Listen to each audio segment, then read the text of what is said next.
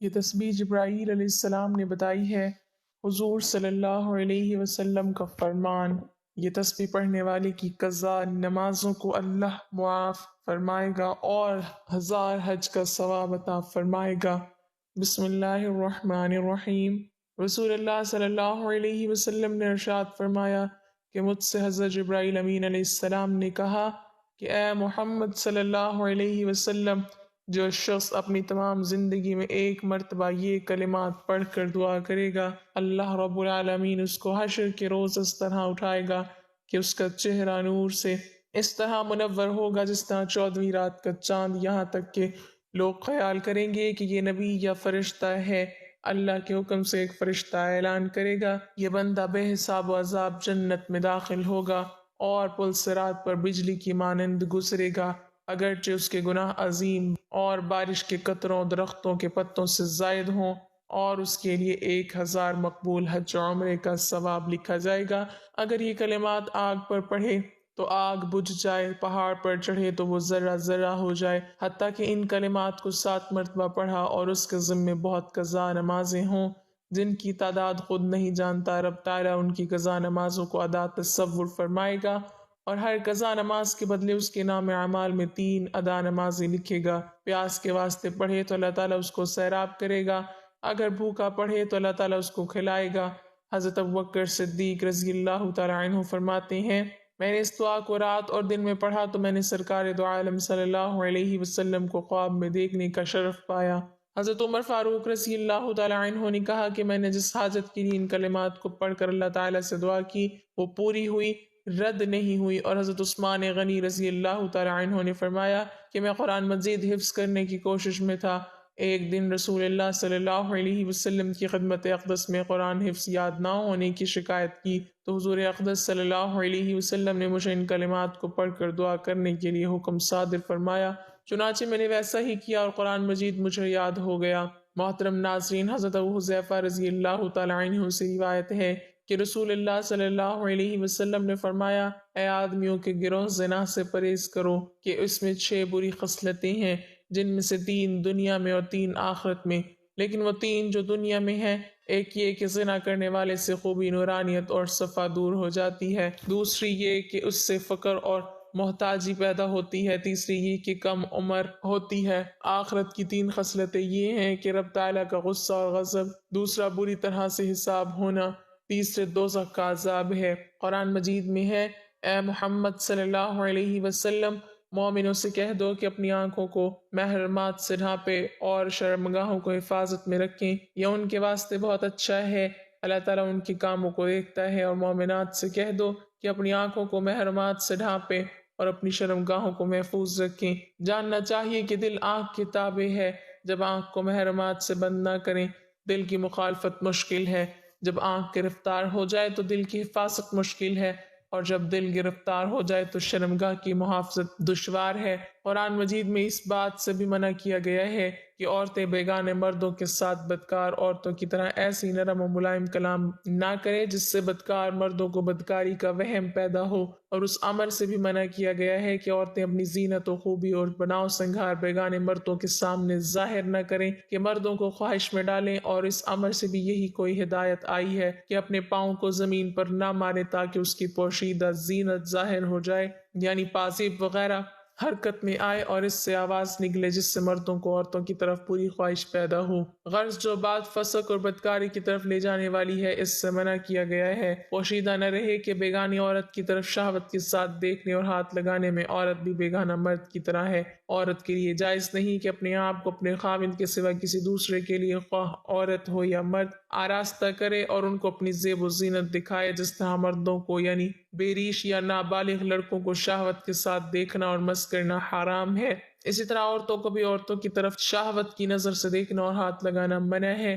دین و دنیا کے خسارے کا موجب مرد کا عورت تک پہنچنا دونوں کی جنس کے مختلف ہونے کا باعث ہے، کیونکہ کئی رکاوٹیں درمیان ہیں، برخلاف ایک عورت کی دوسری عورت تک پہنچنے کے کہ ہم دونوں ہم جنس اور متحد ہونے کے باعث نہایت آسان ہے۔ یہاں زیادہ احتیاط کرنی چاہیے، اور مرد کو عورت کی طرف اور عورت کو مرد کی طرف بنظر شہوت دیکھنے اور مس کرنے کی نسبت عورت کو عورت کی طرف بنظر شہوت دیکھنے اور مس کرنے سے اچھی طرح منع کرنا اور ڈرانا چاہیے۔ 5ویں شرط جو بیت میں فرمائی ہے، اس میں بہتان و افطر سے منع کیا گیا ہے، چونکہ یہ بری صفت عورتوں میں زیادہ تر پائی جاتی ہے۔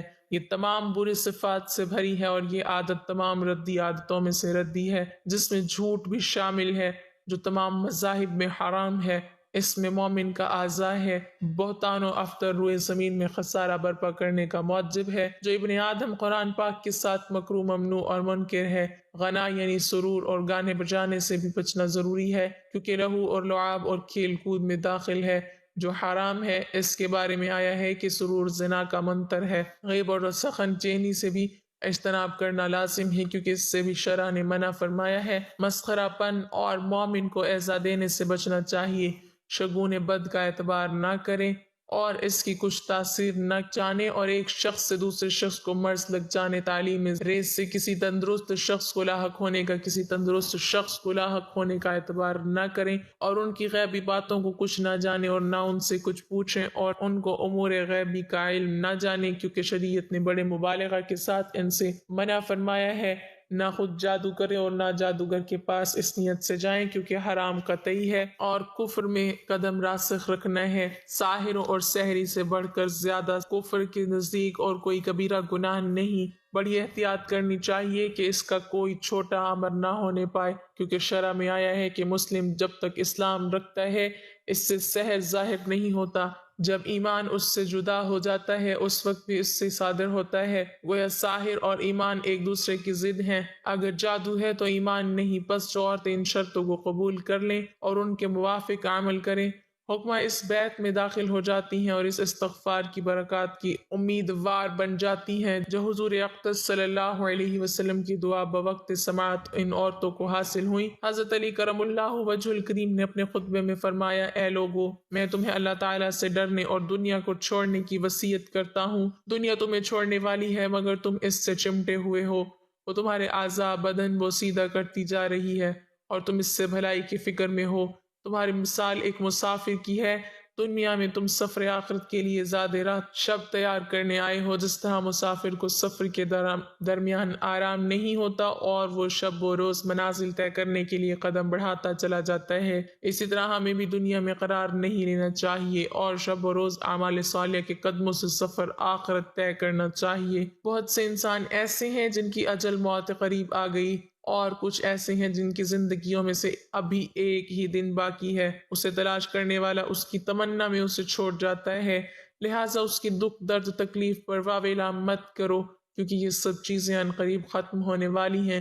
اس کے مال و دولت پر خوشی نہ مناؤ، کیونکہ یہ عنقریب زائل ہو جائیں گی۔ طالب دنیا پر حیرانگی ہے، وہ دنیا کو تلاش کر رہا ہے اور موت اس کی تلاش میں ہے، وہ موت سے غافل ہے مگر موت اس سے غافل نہیں ہے۔ حضرت ابن عباس رضی اللہ تعالی عنہما سے روایت ہے کہ نبی پاک صلی اللہ علیہ وسلم نے ارشاد فرمایا، جس رات مجھے معراج ہوئی، مجھے دوران سفر ایک جگہ سے بڑی بہترین خوشبو آئی۔ میں نے پوچھا، جبرائیل یہ کون سی جگہ اور کیسی خوشبو ہے؟ حضرت جبرائیل علیہ السلام نے بتایا کہ یہ فرعون کی بیٹی کی کنگھی کرنے والی خادمہ اور اس کی اولاد کی خوشبو ہے۔ میں نے پوچھا، اس کا قصہ تو بتائیے۔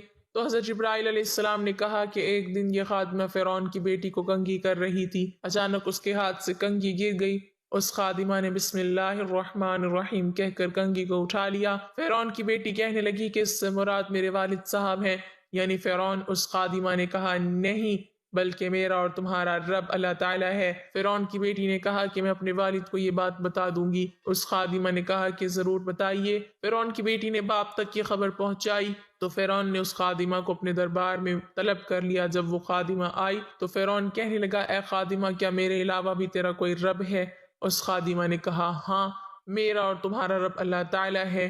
یہ سن کر فرعون نے تانبے کی ایک دیگ بنانے کا حکم دیا اور اسے خوب دہکایا۔ اس کے بعد حکم دیا کہ اسے اور اس کی اولاد کو اس میں پھینک دیا جائے۔ خادمہ نے کہا کہ مجھے آپ سے ایک کام ہے۔ پھر فرعون نے پوچھا، کیا کام ہے؟ اس خادمہ نے کہا، میری خواہش ہے کہ جب ہم جل کر کوئلہ ہو جائیں تو میری اور میرے بچوں کی ہڈیاں ایک کپڑے میں جمع کر کے دفن کر دینا۔ فرعون نے کہا، یہ تمہارا ہم پر حق ہے، ہم ایسا ہی کریں گے۔ اس کے بعد فرعون نے پہلے اس کے بچوں کو اس دیگ میں جھونکنے کا حکم دیا، چنانچہ اس کی آنکھوں کے سامنے اس کے بچوں کو ایک ایک کر کے اس دہکتے ہوئے تندور میں ڈالا جانے لگا، یہاں تک کہ جب اس کے شیر خوار بچے کی باری آئی تو وہ اس کی وجہ سے ذرا ہچکچائی۔ یہ دیکھ کر اللہ کی قدرت اور معجزت سے وہ شیرخوار بچہ بولا، اماں جان، بے خطر اس میں کودنا چاہیے کیونکہ دنیا کی سزا آخرت کے عذاب سے ہلکی ہے۔ چنانچہ اس نے اس میں چھلانگ لگا دی۔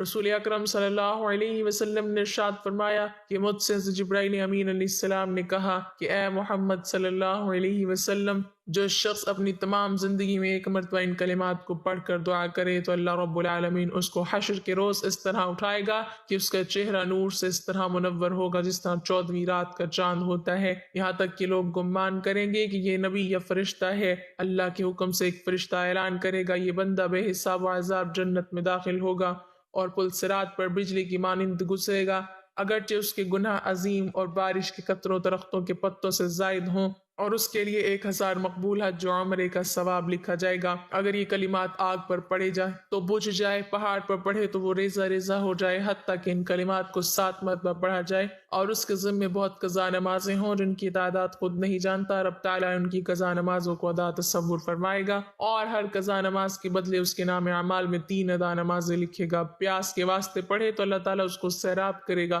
اگر بھوکا پڑھے تو اللہ تعالیٰ اس کو کھلائے گا۔ حضرت ابو بکر رضی اللہ تعالیٰ عنہ فرماتے ہیں، میں نے اس دعا کو رات اور دن میں پڑھا تو میں نے سرکار دو عالم صلی اللہ علیہ وسلم کو خواب میں دیکھنے کا شرف پایا۔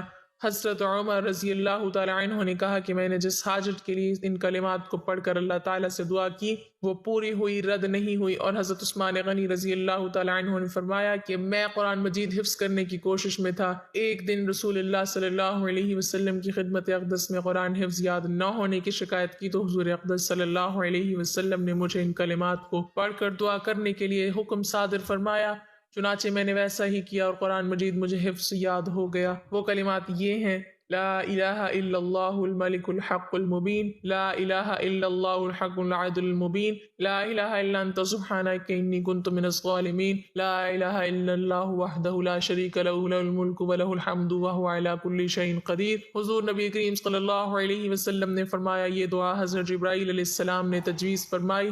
ترجمہ، پروردگار مجھے گناہوں کی ذلت اور رسوائی سے بچا، الہی تو نے ہی مجھے پیدا کیا اور ماں کے پیٹ میں میری صورت بنائی اور مشرکین کی پیٹھوں سے زمانہ در زمانہ گزارتے ہوئے مجھے امت محرومہ میں پیدا کیا۔ الہی مجھ پر رحم فرما، الہی جس طرح تو نے مجھے مسلمان بنا کر احسان فرمایا اسی طرح اپنا اطاعت گزار بنا اور جب تک مجھے زندہ رکھے اپنی نافرمانی سے بچا کر مجھ پر احسان فرما، میرے پوشیدہ معاملات کو ظاہر نہ فرما اور کثرت گناہ کی وجہ سے مجھے ذلیل و رسوا نہ کرنا۔ اے میرے خالق و مالک، تو پاک ہے، میں وہی ہوں جو تیری نافرمانی کرنے سے باز نہیں آتا، گناہوں کی وجہ سے میری آنکھیں ٹھنڈی نہیں ہوتی اور اگر تو نے مجھے معاف نہ کیا تو میں ہلاک ہو جاؤں گا۔ اے میرے خالق حقیقی، تو پاک ہے، میں کس منہ سے تجھ سے ملاقات کروں گا اور دیکھوں گا اور تو میرے پوشیدہ معاملات کو خوب جانتا ہے، میں کیسے تیرے سامنے اپنا عذر پیش کروں گا جبکہ میری زبان پر تو نے مہر کر دی ہوگی اور میرے اعضاء میرا ہر عمل بیان کر دیں گے۔ اے میرے خالق و مالک، تو پاک ہے،